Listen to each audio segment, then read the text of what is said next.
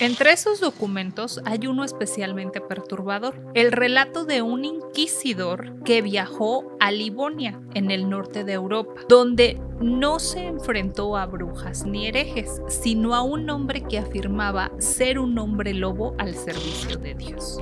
Diez aseguró que él y otros hombres no eran monstruos malditos. Según su relato, cada año, durante ciertas noches sagradas, sus almas abandonaban sus cuerpos para transformarse en lobos. En este estado, descendían al mismísimo infierno para luchar contra las brujas y demonios que intentaban robar las cosechas y arruinar a los cristianos. Él se llamaba a sí mismo el Sabueso de Dios. Decía que los hombres lobo eran protectores secretos, enviados para mantener el equilibrio entre el bien y el mal. Dicen que en el siglo XV y XVI, cuando los Balcanes ardían bajo la amenaza otomana y el cristianismo se veía amenazado, el Vaticano se enteró de algo inquietante. Informes de campesinos hablaban de cuerpos que no se descomponían, de figuras nocturnas que bebían sangre, de aldeas enteras aterrorizadas. Bienvenidos a un episodio de Jueves de Relatos Cósmicos Mutantes. Soy Lau Alcalá y si todo va bien, cada semana los llevaré a ustedes y a Dr. Melquiades a algún rincón del tiempo y del mundo donde un caso perturbador, real e inquietante tuvo lugar. Hoy viajaremos a la antigua Europa del siglo XV y XVIII. Y desempolvaremos oscuros archivos que el Vaticano ha intentado ocultar y que hoy por hoy niega su existencia o demerita a toda costa.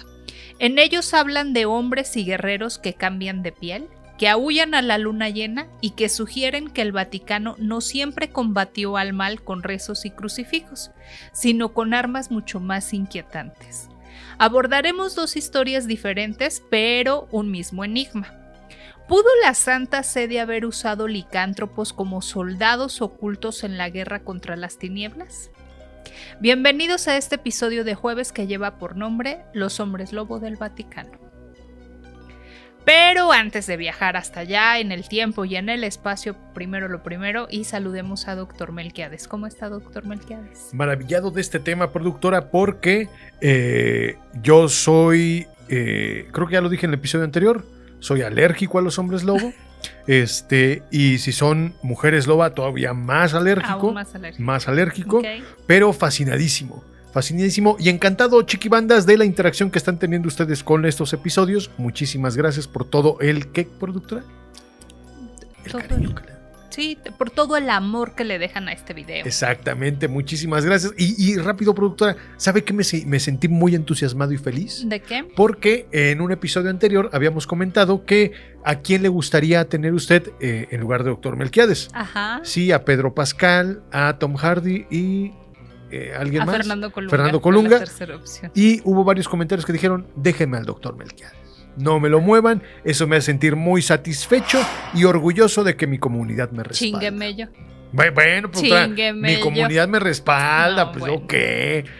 Pues bueno, ahora yo les pondré la encuesta. ¿A quién quieren en mi lugar, no? Y ya veremos si van a decir a quien sea, solo sáquenla de ahí.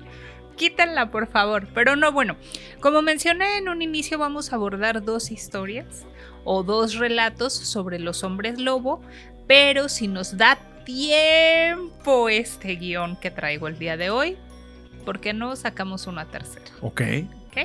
Una tercera que está bastante rara, que tiene que ver conmigo y otras personas y que recordé recientemente porque ya a mí ya hasta se me había olvidado.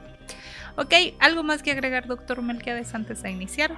Denle like, compartan, comenten, mándale este video a esa persona que sabes que le gusta los licántropos, a esas personas que dicen, es cierto, los hombres lobo no existen. Pues claro que existen, tal es el hecho que esté existiendo este episodio y es la prueba fehaciente de que son reales. Bueno, la prueba fehaciente es usted, que es alérgico a ellos. Yo soy alérgico a los hombres lobo. Esa es la prueba fehaciente, ¿ok? Pero bueno. Ahora sí, sin más que decir, y ya que Dr. Melquiades los invitó a que se suscriban al canal, a que dejen su like, a que compartan este video con todas esas personas que ustedes creen que les pueda llegar a gustar, y por favor que también dejen en los comentarios qué es lo que piensan, si es que algún dato me hizo falta aportar. Pero bueno, ahora sí, vamos para allá.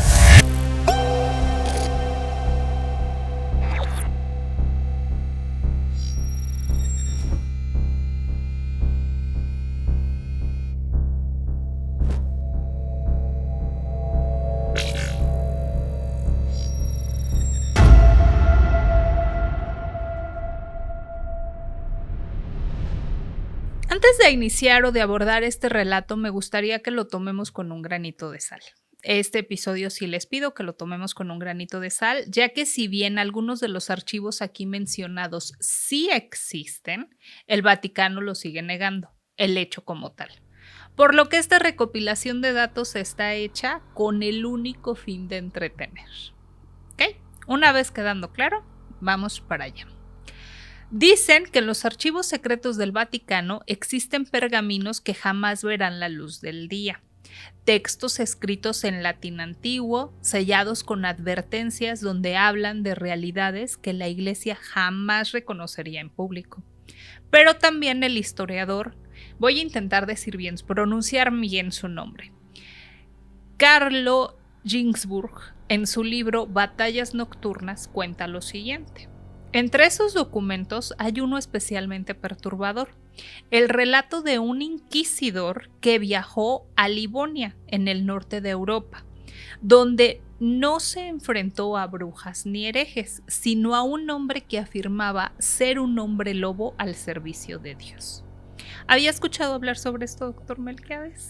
Rumores, comentarios, pero ya sabe, yo soy sumamente conspiranoico. Okay. De estas sociedades secretas que manda el Vaticano, que mandan los Illuminati, que manda el Bester Gordillo. Todos ellos, no, eso nada que ver, sucedió mucho antes que eso. Sí, entonces, échale por favor.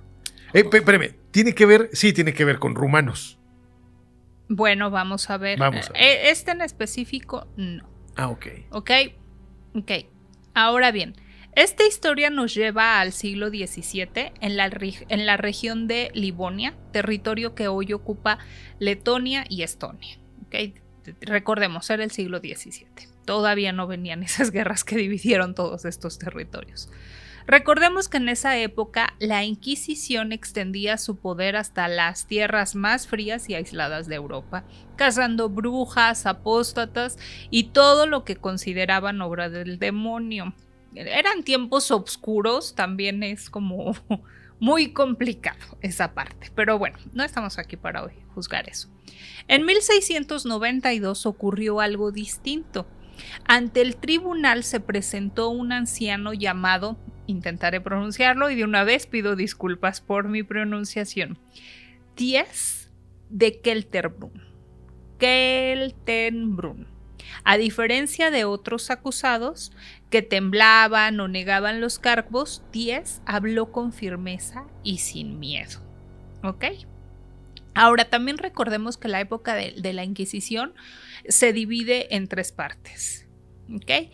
La primera parte, que es la Inquisición medieval, la segunda parte, que fue la Inquisición española, y la tercera parte, que fue la Inquisición romana, por decirlo de algún modo.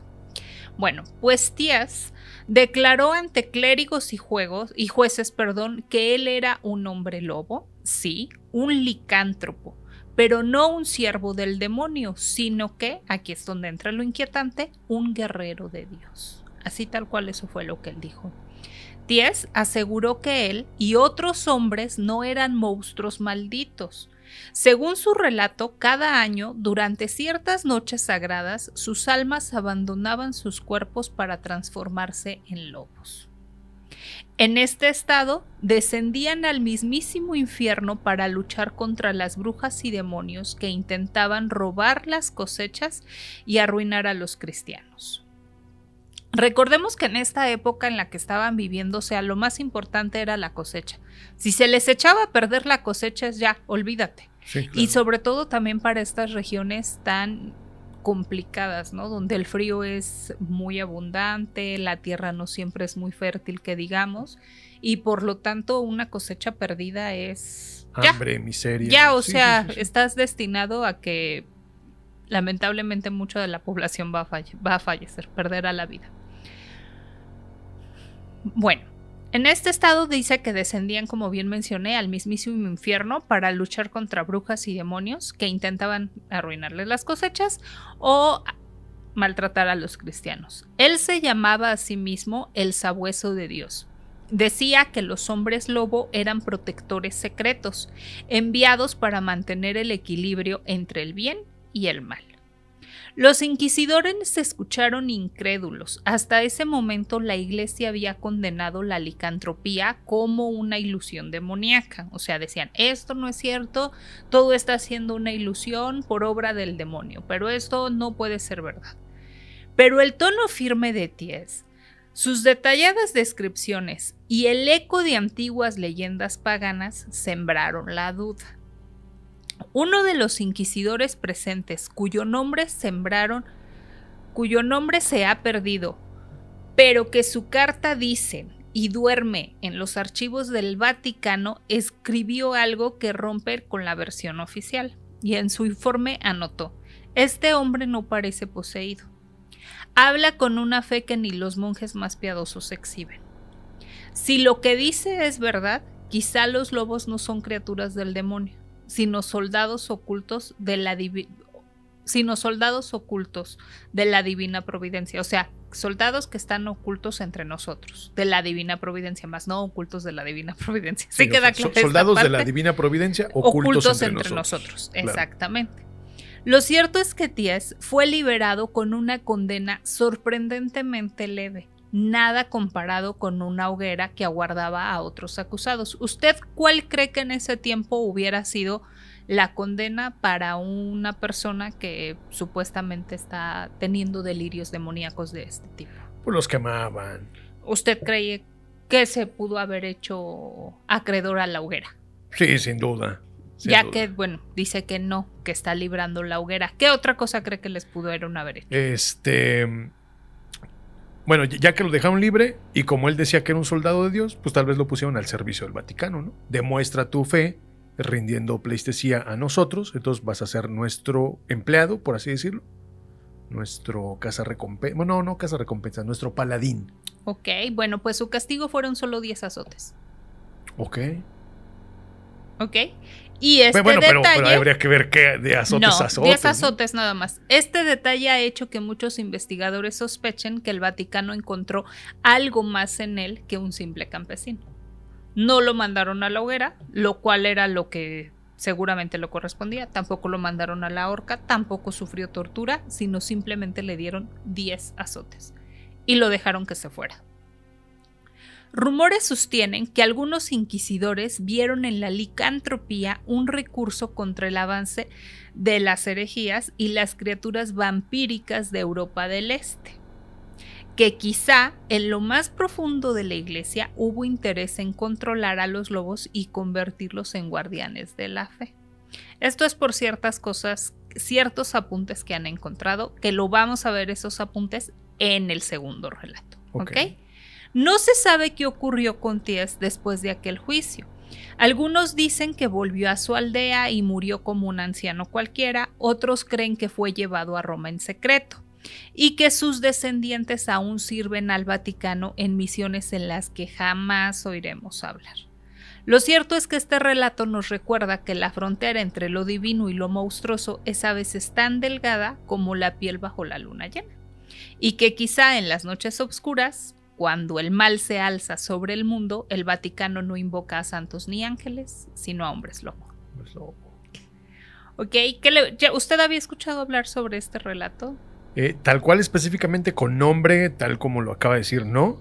Digo, si hay ciertos rumores, ¿no?, que dicen que el Vaticano reclutó en su momento a seres extraordinarios para que sirvieran para hacer a ellos, la Liga, ¿no?, de la Justicia. Por así decirlo, ¿no? Y es que vamos sobre lo siguiente, ¿no? Porque algo que se apelaba en su momento es que no por el simple hecho de que fueras un monstruo tenías que ser malo. Y ahorita usted me lo acaba de reafirmar con esta historia, donde él tenía una fe era muy devoto, ¿no? Tal es el hecho que los propios monjes decían, ¿no? ¿Cómo puede ser posible que él, un licántropo, tenga más fe o hable con más fe? Esto ocurrió. A esto también el historiador Carlo Ginzburg. Él menciona dentro de este libro de Batallas Nocturnas que algo de lo que le ayuda a Thiers es que él dice que cuando él estaba transformado en lobo, un campesino le lastimó la boca. Y él, de hecho, él había ido a reportar a ese campesino. Anteriormente había levantado un reporte contra él. Él dice, no, pues es que cuando llega, supongamos, está así y llega ante la autoridad y dice, vengo a levantar un reporte por maltrato a esta persona. Bueno, ¿y por qué lo maltrataste? ¿Qué te hizo? Pues es que me lastimó la boca. Una noche yo estaba por su casa y entonces con un palo me pegó en el hocico y me la lastimó y me tardó varios días en sanarme. Dice, bueno, pues vamos a hacer una investigación. Van con el campesino y el campesino llega y les dice, o sea, pues no, yo no le pegué a ninguna persona. Sí, ¿cómo no? Él dice que en la noche estaba entre la cosecha y que usted llegó y le pegó con un palo en el hocico. No, yo le pegué a un lobo. Y eso es lo que dice el campesino. Yo le pegué a un lobo, ahuyenté a un lobo. Y sí, era un lobo muchísimo más grande de lo normal. Hasta yo me sorprendí que huyó nada más con un golpe y que no necesité más y bla, bla. Ya él les empieza a contar como más historia. Pero yo no lastimé a Ties, yo jamás haría eso. Yo le pegué a un lobo. Entonces ese testimonio que queda registrado en la autoridad es también la que después le ayuda cuando juzgan a Ties, precisamente cuando llega la Santa Inquisición ahí y lo juzga y dice, pues bueno, sí, yo soy un hombre lobo. Hay testimonio y aparece la autoridad con el testimonio del campesino, precisamente. Exacto. Sí, claro. Pues eso es como muy, muy, muy curioso. Sí. De que dice el campesino, yo lastimé a un lobo. Y Ties nada más se presenta diciendo, él me pegó y me lastimó el hocico. Y dije, bueno, hocico no boca, pero bueno, como sea, vamos a investigar. Y en la investigación pues salió que efectivamente sí le pegó en el hocico a alguien y resultó que ese alguien era Ties. Era Ties. Órale. Sí, esta historia cuando yo la leí la primera vez me resultó muy curiosa, mucho, muy, muy curiosa. Ahora bien, vamos con la segunda, porque son cortitas en realidad. Hay historias en el Vaticano perdidas o borradas intencionalmente que hablan de criaturas ocultas, guardias invisibles, protectores que no fueron precisamente ángeles, justamente lo que mencionaba el doctor Melquiades. Una de esas leyendas susurradas entre monjes y archivistas es la de los hombres lobo de San Pedro. Hombres que, bajo la luna llena, abandonaban su humanidad para convertirse en bestias al servicio de la Santa Sede. Aquí sí ya entra así como tal, como bien lo había mencionado. Hombres transformados en bestias al servicio de la Santa Sede. Esta es una leyenda olvidada o borrada del Vaticano que, más allá de sus cardenales y obispos, pudo haber usado a los licántropos como guardianes de un enemigo mucho más oscuro, los vampiros. Aquí también se hace mención sobre los vampiros. Hoy no abordaremos el tema de los vampiros, ni tampoco de hombres lobo contra vampiros, de dónde vienen, no. Hoy nos concentramos nada más en esto. Y si quieren saber un poco más, váyanse al episodio, ya tenemos un episodio especial del vampirismo en la literatura, dense una vuelta para allá. Dicen que en el siglo XV y XVI, cuando los Balcanes ardían bajo la amenaza otomana y el cristianismo se veía amenazado, el Vaticano se enteró de algo inquietante. Informes de campesinos hablaban de cuerpos que no se descomponían, de figuras nocturnas que bebían sangre, de aldeas enteras aterrorizadas. El nombre de esas criaturas llegó hasta Roma: Bricolacas, Strigoi, Vampiri. Dependiendo la comunidad o el país, o la región, mejor dicho, de donde viniera el rumor, era como se le mencionaba. El enemigo no era humano, ni tampoco militar. Entonces, según este relato, el Vaticano sucumbió a un recurso desesperado, convocó a los hombres malditos, así tal cual hay apuntes que lo señalan, hombres malditos, licántropos cuya furia y poder eran lo único capaz de rivalizar con la resistencia de los vampiros. Los llamaron los lobos de San Pedro. A diferencia de los soldados, los lobos no llevaban armaduras ni cruces en el pecho. Su marca era distinta y a modo de contención, un juramento grabado en sangre. Durante el día eran hombres silenciosos que habitaban las criptas del Vaticano, escondidos de la vista pública. Por las noches, en absoluto secreto, eran enviados a misiones en aldeas lejanas donde los rumores de vampiros se multiplicaban. Y no nada más los rumores, también los hechos de vampiros se multiplicaban. Se cuenta que un pequeño grupo de monjes dominicanos fue el encargado de prepararlos, de alimentarlos y de encadenarlos cuando la luna aún los dominaba demasiado, es decir, cuando aún no estaban listos para salir a misión. En algunos documentos obscuros se menciona una batalla en las montañas heladas de Moravia. Una aldea había quedado casi vacía, las cruces arrancadas de los cementerios y los cadáveres drenados de sangre. El Vaticano atendió el llamado y los lobos de San Pedro fueron enviados. No se sabe cuántos. Lo único que se menciona es que al amanecer la nieve estaba teñida de rojo y los cuerpos de varios vampiros quedaron carbonizados tras ser rociados con agua bendita en plena lucha. Los hombres lobo que sobrevivieron fueron llevados de regreso a Roma. Dicen que todo lo que hacía mención sobre ellos fue destruido, absolutamente todo. De hecho, dicen que de esta destrucción hay como dos partes. La hacen la primera en el siglo XVII y otra la hacen ya para finales del siglo XIX. Ya casi a punto de iniciar el siglo XVIII. El siglo XIX. Ya para finales. Ya para llegar a los 1900. Exactamente, hacen la segunda limpieza, pero sin embargo hay sobre todo ciertas cartas o apuntes a pie de hoja que mencionan lo siguiente, y estas son frases que están ahí apuntadas, ¿no? Digo, yo no tengo los documentos aquí, pero los pueden buscar, seguro los van a encontrar. Y escuchen las frases lo que mencionan, que es de donde se nutre más todo lo que acabamos de mencionar. Los hermanos que cambian de piel llevan la marca. O sea, no es que todo venga en una sola carta o en un solo libro, son menciones en diferentes, exactamente, y son así. Los hermanos que cambian de piel llevan la marca, tienen la ira de la luna. O algunos otros que dicen, se les contiene con cadenas y cánticos cada luna llena. Poseen la fuerza de 20 hombres. Su instinto los domina. Solo mueren por la plata. Son apuntes que pues la verdad es de que sí nos dejan pensando así como de, ay, Santa Madre de Dios, ¿de qué estaba hablando este monje? Sí, ¿de qué estaba hablando este escriba, no? ¿A qué es a lo que se refiere? O un que dice, poseen la fuerza de 20 hombres. O sea, si usted ahorita le llega una carta viejita y aquí al filo de posee la fuerza de 20 hombres, no poseen la fuerza de 20 hombres, ¿usted qué pensaría?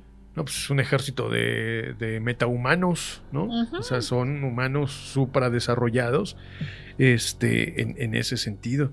Y lo más interesante es que cada una de estas facultades que se mencionan en estos documentos es lo que nutre, ¿no? Hoy día la leyenda del licántropo.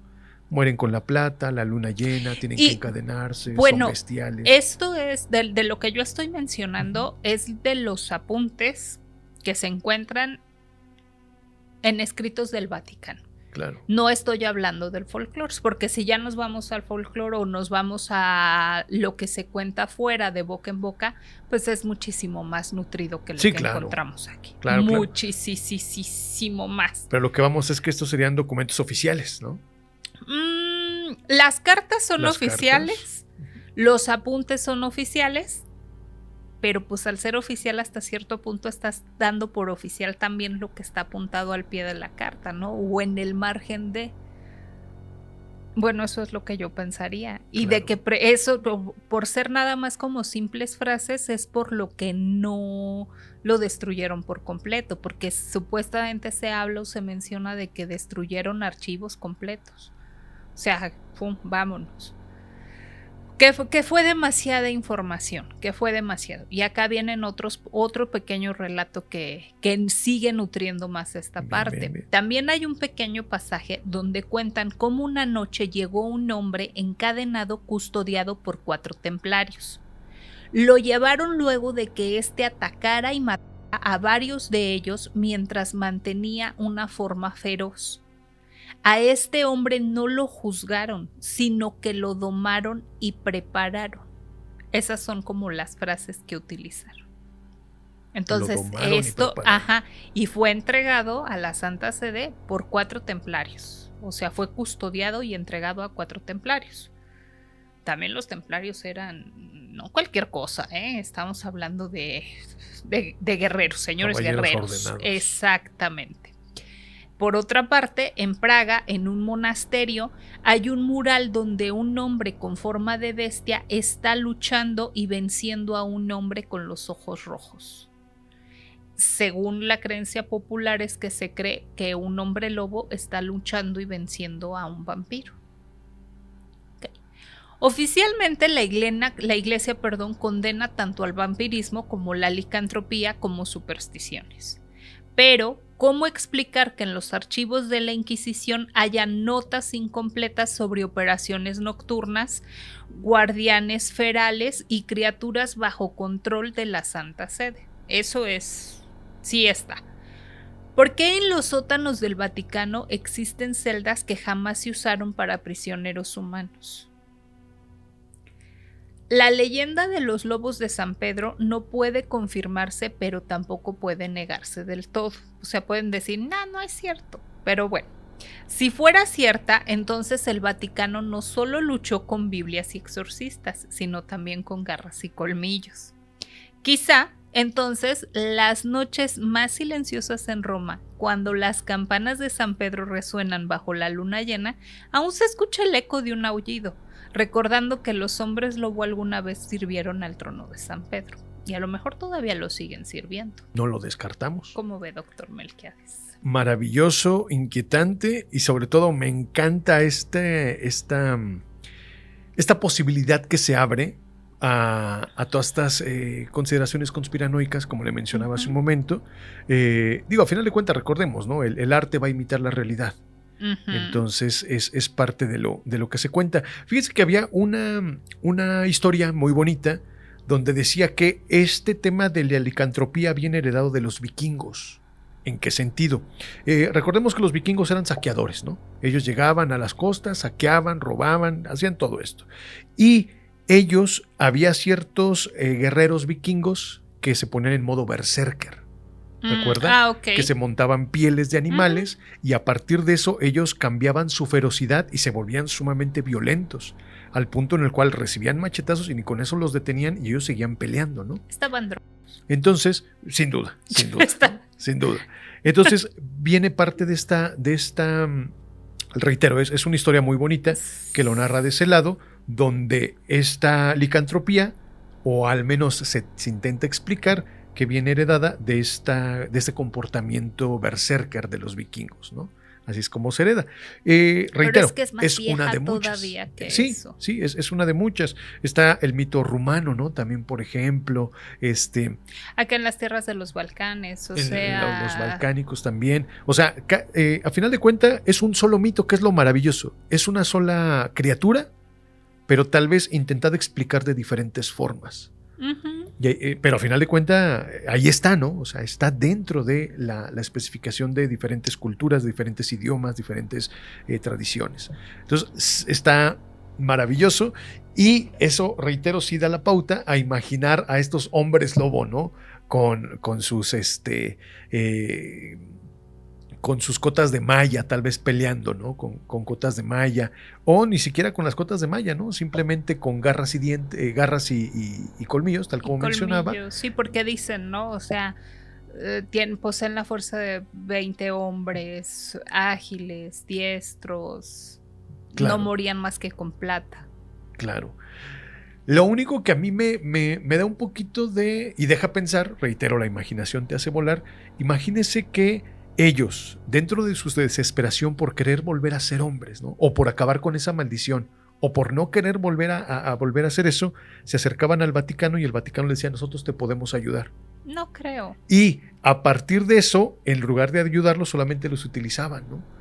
Y ellos jamás obtenían esa recompensa que estaban buscando. Bueno, eso sí ya es solo una pura y mera especulación, sí, claro, de doctor Melquiades, porque no hay absolutamente nada que lo sostenga. Sí, esto es bien difícil sostenerlo, nada más en el caso del historiador, porque se llevó de la primer relato, pues se llevó a cabo todo un juicio por parte de la Santa Inquisición en contra de Tess. y que lo que le ayuda a Test, por decirlo de algún modo, es la denuncia que él había presentado previamente a lo ocurrido. Me pegó mi hociquito. Sí, no, y sí lo lastimó. Dice, me lastimó el hocico. No pude comer en varios días. Pero no pude comer borrego, dice. Sí. Ya había agarrado un borreguito y no me lo pude comer, oye. Bueno, entonces, esa es la parte, por un lado, ¿no? En la primera historia. Sí. Y en el segundo relato, pues lo que sostiene esto son estas cartas, marcas, que más bien estas anotaciones, a pie de libros, a pie de relatos, a pie de cartas, sobre todo es donde las encuentran. Donde se encuentran. Ajá, pues, y algo que sí está como tal cual es la de los templarios. Esa sí está como un poquito más documentado. Más registrado. Sí, exacto, porque o sea, se dice que este hombre lobo ataca a los templarios y varios de ellos, pero que los ataca en forma de bestia. Y después ellos no pueden contra él, pero cuando lo encuentran, pues resulta que a final de cuentas no era un lobo, no era una bestia, sino era un hombre. Y bueno, ya lo interrogan y demás, y por eso es por lo que deciden entregarlo. Sí, se lo llevan y ahí sáquenle el chamuco, hagan lo que tengan que hacer, por otra cosa. Pero bueno, también acá entra otra importante. Los templarios no era cualquier guerrero. Era un guerrero preparado. Sí. Documentado. Híjole, yo creo que también por eso hay que hacer un episodio especial de los templarios. Me encanta la idea. No, de ellos hay muchísima más información. Ay, mucha. Y esa sí está documentada, pero también acá regresamos a lo mismo. Existe el documento, pero también se destruyó muchísimo sobre ellos. Porque yo pienso que a ellos, ya me fui por otro lado, los terminan sacando porque ya tenían demasiado poder, tenían demasiado conocimiento, ya era demasiado, ya no eran convenientes. No, pues ya no eran. Y aparte tenían la fuerza bruta de su lado. Bueno, por decir bruta me refiero a la fuerza física, y el entrenamiento, guerreros y demás, lo tenían de su lado. Pues quien tiene eso. No, pues se temería un golpe de estado, imagínese. Ya lleva más que un golpe de estado. Bueno, ya para qué hablamos. De eso ya lo platicamos en otro episodio. Como usted diga, doctor Melquiades, si quiere cuento esa historia chiquita que tengo para contar o no. Por favor, cuéntela. Lo único que a mí me queda en duda, productora, sería ¿qué método utilizaría el Vaticano para domar a estos hombres lobo? Digo, dentro de la especulación, no hay un documento que lo, o al menos tal vez lo existe, pero no es de dominio público. O lo existió. Para que se dijera, pues mira, si te encuentras un hombre lobo, así es como lo vas a domesticar y así es como va a servirte. No quiero ser grosera. De verdad no quiero serlo. Pero a mí me gustan mucho los perros. Entonces tengo perritos y ahorita tengo 2 cachorras, las cuales van a la escuela, obviamente. Con mochilita y lapicito y así. Se verían hermosas. No, más bien viene su entrenador. Viene el entrenador a casa y nos entrena a mi marido y a mí para que nosotros los entrenemos a ellas. La verdad, más o menos así funciona. Y bueno, él nos comentó cuando recién empezaba a trabajar con ellas de que existen como 2 métodos, ¿no? El método viejito, que era a base pues prácticamente de puro castigo hacia el animal, el cual obviamente es arcaico y está mal. Y hoy en día muy rara escuela lo va a manejar, y que lo maneje, aléjese de ella, eso no está bien bajo ningún contexto. Pero está la otra escuela, que es la que nosotros manejamos, que no recuerdo exactamente el nombre, pero es en base a recompensa. También ahí descubrí que los perritos cachorros son muy parecidos a los niños. Mucho, mucho, mucho. Y bueno, el cómo se les enseña es de acuerdo a la recompensa. Se les recompensa con premiecito, ¿no? Es, vueltita, premiecito, sit, premiecito, pata, premiecito. Y así constantemente hasta que los cachorros aprenden los comandos. Entonces, muy probablemente con los hombres lobo pudieron haber utilizado cualquiera de esas 2 técnicas. También premiecito. Ya sea la de castigo o recompensa. Yo creo que por la época y tratándose del Vaticano, castigo, sin duda. O sea, si al pobre señor lo agarraron a latigazos, 10 latigazos, digamos, ¿no? Digo que bien lo pudieron haber quemado. Es que de hecho cuando yo leí eso por primera vez, yo dije, le salió bien barato. O sea, Pues, yo sé que está mal el simple hecho de que lo hayan latigado, pues, pero estabas hablando en la época de la Santa Inquisición, por el amor de Dios. pero es a lo que No. vamos, ¿no? O sea, 10 azotes y dices, azotes, ¿no? De esos arrancacarne que te No. dejan los surcos ahí bien marcados. Bueno, pero Y vives. dices, Vives. Pues no te mandan a la hoguera ni tampoco a que te disloquen todos los huesos del cuerpo y quién ahí sabe jalándote, cuántas ¿no? Y cosas clac, más clac, clac. hacían. Sí, caray.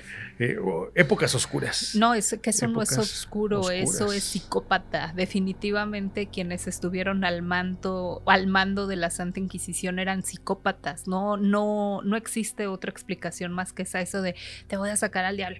Chinga tu madre, güey. Claro que no, es tu loquera ahí proyectada, ¿no? Eran psicópatas. Y fíjense que lamentablemente ese tipo de comportamientos es lo que llega a ensuciar, ¿no? La institución como tal, ¿no? Sí. Lamentablemente. Porque a pesar de que ya estamos a tantos siglos, todavía lo siguen echando en cara, Es ¿no? una mancha muy oscura y que yo creo que, por ejemplo, yo como católica, pues no puedo negar. De hecho, yo creo que lo peor que podríamos hacer sería negarlo. Es correcto. Es lo peor, o sea, tenemos que aceptarlo, decir sí ocurrió, pero no va a volver a ocurrir precisamente porque ya ocurrió y ya nos dimos cuenta de todo lo mal que estaba, eso no va a volver a ocurrir y eso está en nuestras manos. Entonces, nosotros como creyentes, no, pero sí, yo también pienso que se fueron por ese lado. Sí, pero bueno, vamos a contar rápido esta historia porque nos queda poquito tiempo y yo creo que sí es muy interesante. No, pues y que es su episodio, usted tárdese lo que quiera tardarse. Viene a colación. Hace aproximadamente un mes estaba viendo yo un episodio de My Friend's Show. Hola chicos, saludos Sergio, saludos Memo, les mando muchos saludos. Y vayan a checar su canal, por favor, vayan a checarlo.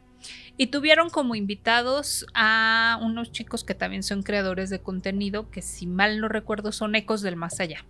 ¿Sí estoy bien o estoy mal? Sí, Ecos del Más Allá. Tiene que como, son dos señores. Exactamente, tiene como un mes y medio aprox que esto pasó. ¿Los va a invitar para que vengan? Tal vez sí, a lo mejor ahorita con esto que voy a contar se animan. Y bueno, dentro de todo esto, pues ellos son hasta cierto punto investigadores paranormales o sobrenaturales. Y uno de ellos menciona que él tiene en su poder, corríjame si es que estoy parafraseando o estoy dando mala información, la osamenta o parte de la osamenta de lo que parece ser fue un hombre lobo. Que esta osamenta la han intentado llevar con estudiosos para determinar si verdaderamente perteneció a un animal, perteneció a un humano o a qué fue a lo que perteneció. Pero que pues cuando lo han intentado, las personas a las que se han acercado se han negado a investigarla por el tipo de trabajo que ellos mantienen en ese momento, no pueden aceptar como otra investigación y lamentablemente ellos no tienen el recurso para mandar a hacer la investigación como tal. También ellos comentan que una medium o vidente, algo así, se me olvidó ahorita su nombre, cuando sintió esta osamenta les dio como cierta información sobre ellos y les mencionó que efectivamente pertenecían a hombres lobo. Pero bueno, escuchando eso a mí me hizo recordar algo que me ocurrió hace como 14 años aproximadamente. Y es de que en ese tiempo pues yo estaba muy metida haciendo cosas raras, por decirlo de algún modo. Y dentro de estas cosas que hacía, yo tenía que hacer como muchas prácticas para visualización del aura. Hacía muchos ejercicios o tenía que hacer ejercicios para la visualización del aura. Y pues bueno, a grandes rasgos, cuando tú haces una visualización del aura, o cuando la puedes hacer al 100%, o sea, completa, en ella alcanzas a ver enfermedades, orígenes de enfermedades, alcanzas a ver entidades que pudieran llegar a estar pegadas a la persona, pero también puedes ver vidas pasadas de la persona a la que estás viendo, cuando alcanzas a ver el aura completamente. Pero para poder llegar a eso, pues es un trabajo largo, es mucha dedicación, es tiempo y mucho esfuerzo y demás. Entonces yo en ese tiempo estaba haciendo prácticas para la visualización del aura y estábamos en un grupo, no era tan grande, de personas. Y en esa ocasión estuvo con nosotros un chico muy alto, no diré su nombre, pero era muy alto. José Luis. Muy alto. Le pondremos José Luis. estaba con nosotros, entonces también se tiene que crear un ambiente especial para que la visualización sea más fácil. Porque cuando, o sea, nada más de ir caminando hacia la calle y que lo alcances a ver como si nada, muy pocas personas. O sea, de verdad tienes que tener muy desarrollado, ya como muy practicado el asunto, estar súper centrado y súper limpio en muchos aspectos para poder verlo. Entonces tienes que crear un ambiente oscuro, donde no haya luz natural, donde se empiece a hacer como un juego de luces, pero pues, de este tipo de luces, aumentar y bajar, tienen que ir en diferentes direcciones para que la visualización sea mejor. Y bueno, pues en una de esas sí es verdad, no miento, claramente en José Luis se manifestó un hombre lobo. Él es muy alto, mide casi como 2 metros, pero la figura que salía de él repasaba su cabeza, o sea, era como todavía como unos 40 centímetros más, yo creo. Por las prácticas que yo ya tenía, porque no era la primera vez que yo hacía una visualización o que estaba en una práctica de ese tipo, porque ya eran prácticas avanzadas, pude saber que no era una entidad que estuviera pegada a él, sino más bien que era una vida pasada de él. Entonces él había sido un hombre lobo. Ajá. Sí, todo parece indicar que sí. O sea, en ese momento yo me quedé así de... No es cierto. Esa práctica fue muy intensa. Fue otro chico también, vimos otras cosas en él. A otra señora nos enseñó cosas impresionantes, vimos en su aura. Pero con él se vio claramente a un hombre. Cuando terminó, porque bueno, pasa una persona, se quita y todo, y cuando terminó fue así de... No lo puedo creer. ¿Y él también se vio así? No, pero él dice, es que pasa la persona, entonces se tiene que quedar como aislada, recargada en una pared lo más que se pueda y empieza este juego de luces de los que le menciono. En esa ocasión recuerdo que en el salón en el que estábamos tuvimos que cubrir todas las ventanas porque tenía un ventanal súper grande con cartulinas negras para que se pudiera llevar a ese ambiente de lo más oscuro que se pudiera y poder hacer el juego de luces. Entonces él estaba parado, pasa un ratito y empieza a mostrar diferentes cosas. Casi siempre lo primero que se manifiesta es el malestar físico, ¿no? Y él traía problemas en el intestino y de inmediato se manifestó, o sea, se vio que ahí andaba como algo raro. Después otras cosillas que aparecieron hasta que finalmente llegamos a sus vidas pasadas, y en sus vidas pasadas al menos yo, Lau, solamente pude ver 2. Una donde fue un hombre normal y otra donde ya se manifiesta el hombre lobo como tal. Cuando él está haciendo eso, yo no se lo digo, pero fue lo primero, más bien fue lo último que se vio. Pero yo creo que mi cara sí cambió mucho porque cuando él termina y le empezamos a comentar todo lo que vimos, yo no quería como decir nada. Y ya hasta él me dice, ¿qué viste al final? Me imagino que por la cara, por la expresión que usted puso. Yo puse. Y ya le digo, es que te va a sonar muy loco, pues. Pero pues ya lo que estábamos todos se podría decir que suena muy loco. Se lo comento. Y él me dice, es que justo antes de que tu cara empezara a cambiar, yo sentí algo muy raro. Y entonces él describe que él empezó a sentir en su interior como si algo se transformara, como si algo cambiara en él y entrara como en una fase. Él así utilizó esas palabras, muy natural. O sea, como si algo se rompiera y llegara a algo donde como que verdaderamente era él. Esa fue como las palabras que utilizó. Como aceptando su lado bestial, ¿no? No lo sé, esas fueron las palabras que utilizó y ya por eso me dice, ¿tú qué fue lo que viste? Y ya se lo dije y se quedó así de... Así no sé. Wow. Y entonces a todos nos surgió la pregunta. Sí, más bien, para algunos surgió la pregunta y para otros nos llegó hasta cierto punto, pues si no la certeza, sí fue... la señal de los hombres lobos sí existen. Sí existe. Y muchos años después, en el podcast de los My Friend, llevan a estos invitados en los que todo parece indicar que tienen una osamenta de un hombre lobo. Órale. Sí.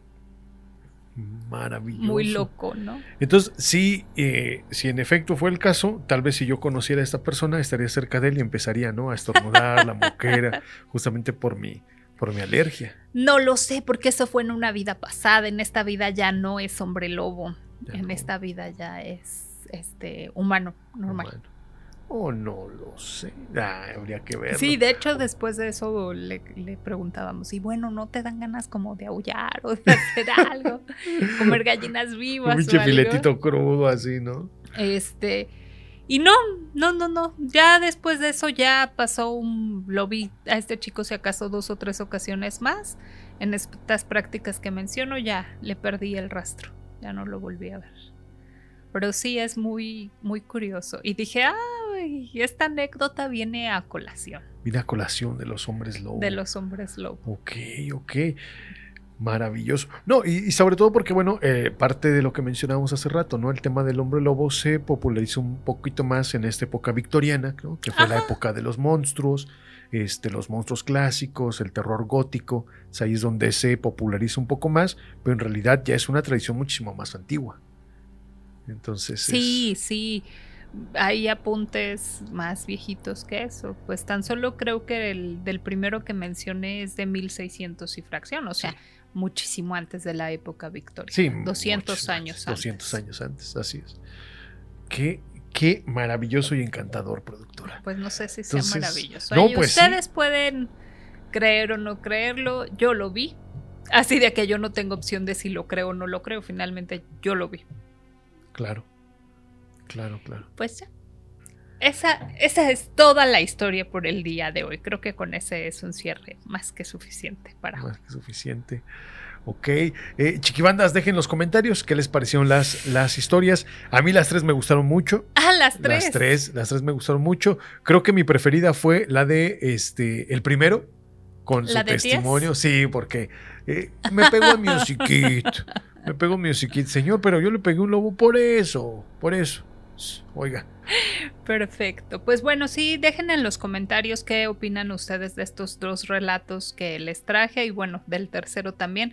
Cuéntenme si ustedes han llegado a ver algo por el estilo, si han estado en una práctica de visualización del aura, qué es lo que ustedes han alcanzado a ver o a encontrar o qué es lo más raro que se han encontrado en una práctica de este tipo. ¿Vale? Le damos cierre. Cuando andas pacheco, no, ese no. No cuenta. ¿No cuenta? No cuenta. Ok. No, digo, pues puede ser, ¿no? Tal vez alguien diga, pues yo no tuve una visualización de la obra, pero pues andaba acá entronchadón y a partir de ahí vi que mi esposa es la Llorona, ¿no? Entonces, por ejemplo, ¿no? A lo mejor sí llora todo el tiempo porque quiere que él deje de ser deje de estar quemando focos, ¿no? Entonces la Llorona. No, qué triste. Eso ya no me gusta. Pero bueno, vamos a darle cierre a esto. Estos 2 relatos separados por siglos, pero unidos por un mismo secreto.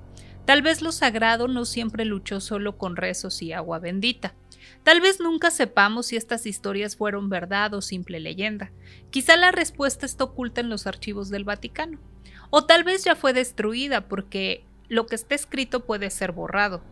Pero lo que se lleva en la memoria pasa de voz de generación en generación. Y eso no se puede borrar. Ok, pues muchas gracias por acompañarnos en este episodio de jueves. Gracias por venir a tomar café conmigo y con Dr. Melquiades, pero sobre todo gracias por dejarle mucho amor a este video. Recuerden que si tienen algún dato importante que agregar a mi relato, lo pueden dejar en los comentarios. Del mismo modo, si quieren que hablemos de algún tema en específico, también lo pueden sugerir. Ya tengo apuntado lo que han mencionado. Ya está apuntado. Lo más seguro es que salga en noviembre. Ok. No, sí, en noviembre, seguramente en noviembre ya lo veremos, ¿ok? Pues nos vemos el próximo jueves, yo soy Lau Alcalá, él es Dr. Melquiades y esto fue un relato cósmico mutante. Adiós.